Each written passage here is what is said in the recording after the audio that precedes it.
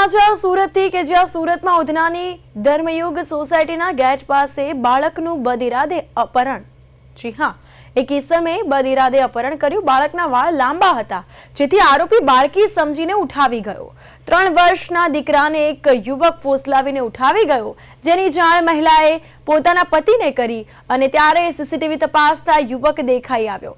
ત્યારબાદ પોલીસને જાણ કરતા પોલીસે 200 થી વધુ કેમેરા ચેક કર્યા અને આરોપીને ઝડપી પાડ્યો છે।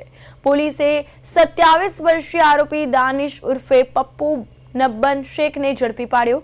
પોલીસે ગણતરીના કલાકમાં જ ઘટના સ્થળથી 1 કિલોમીટરના અંતરમાંથી આરોપીની ધરપકડ કરી અને બાળકને તેની ચુંગલમાંથી મુક્ત કરાવ્યો છે।